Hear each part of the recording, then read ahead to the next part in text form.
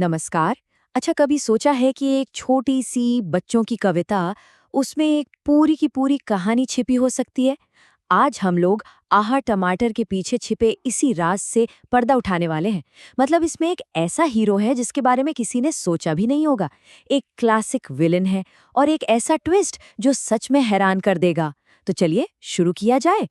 आहा हा, टमाटर बड़े मजेदार। ये लाइन तो हम सबको याद है ना? मतलब बचपन से सुनते आ रहे हैं।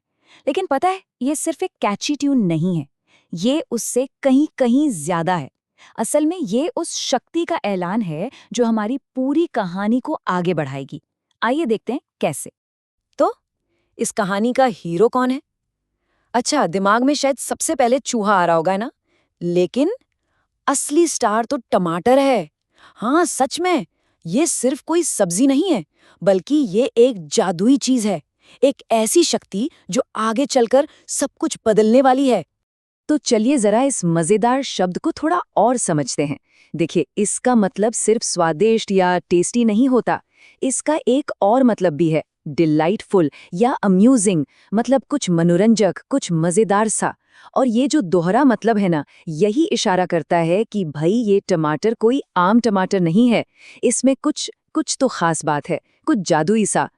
तो बस ये बात ध्यान में रखनी है कि सब कुछ इसी एक टमाटर से शुरू होता है।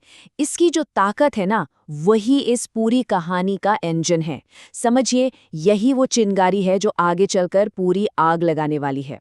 और अब कहानी में एंट्री होती है एक नए किरदार की, एक छोटा सा चूहा।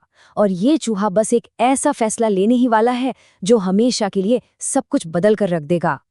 एक दिन इसको चूहे ने खाया, बस। ये एक लाइन सुनने में कितनी साधारण सी लगती है ना? पर ये सिर्फ एक लाइन नहीं है। ये गेम चेंजर है।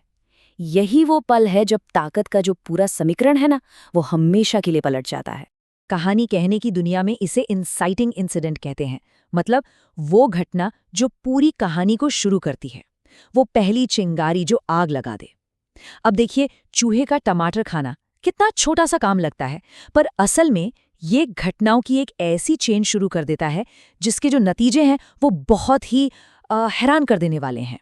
और अब आता है कहानी का क्लाइमैक्स, वो हिस्सा जहां आकर सब कुछ उलट-पुलट हो जाता है। शिकारी खुद शिकार बन जाता है, और ये सब होता है सिर्फ और सिर्फ उस एक जादुई टमाटर की वजह से। अगर ध्यान से देखें तो ये कविता एक क्लासिक हीरो की कहानी बताती है। देखें ना, पहला स्टेप, चूहा टमाटर खाता है। दूसरा स्टेप, चूहे को जबरदस्त ताकत मिलती है। और तीसरा स्टेप, जो ताकतवर बिल्ली है वो हार जाती है। ये तो एक अंडरडॉग की जीत की सच्ची कहानी है। अच्छा, इसमें एक और मजेदार ट्विस्ट है। पता है, इस कविता के दो वर्जन मिलते हैं। एक वर्जन कहता है बिल्ली को भी मार भगाया, जो साफ साफ फिजिकल स्ट्रेंथ, मतलब शारीरिक ताकत की बात करता है। लेकिन दूसरा वर्जन कहता है बिल्ली को बीमार भगाया, जो इशारा करता है कि शायद चूहे को कोई जादुई या दिमागी ताकत मिली। सोचिए जरा, सिर्फ एक शब्द और जीत का पूरा मतलब ही बदल जाता है। तो सवाल ये उठता है कि आखिर ये इतनी छोटी सी कविता हम सबके दिमाग में हमेशा के लिए बस क्यों जाती है? क्या वजह है? चलिए इसी को समझने की कोशिश करते हैं कि क्या चीज इसे इतना यादगार बनाती है। इसमें सबसे बड़ी भूमिका है इस नंबर की, 4। पूरी कविता में आहा टमाटर बड़े मजेदार वाली लाइन पता है कितनी बार आती है? पूरे 4 बार। और ये जो दोहराव है, जिसे रेपिटेशन कहते हैं, ये कहानी कहने का एक बहुत ही ताकतवर तरीका है। ये पक्का करता है कि जो मेन मैसेज है ना, वो दिमाग में एकदम बैठ जाए। तो इसका मतलब क्या हुआ?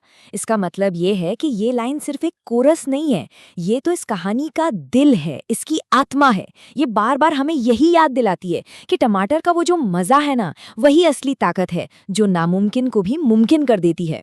और ये सब कुछ हमें सोचने पर मजबूर करता है ना, कि ऐसी और कौन-कौन सी बच्चों की कविताएं हैं जो अपने अंदर इतनी बड़ी-बड़ी कहानियां छिपाए बैठी हैं। शायद जो सबसे सीधी-सादी कहानियां होती हैं ना, उन्हीं में सबसे गहरे राज छिपे होते हैं। बस उन्हें देखने वाली नजर चाहिए।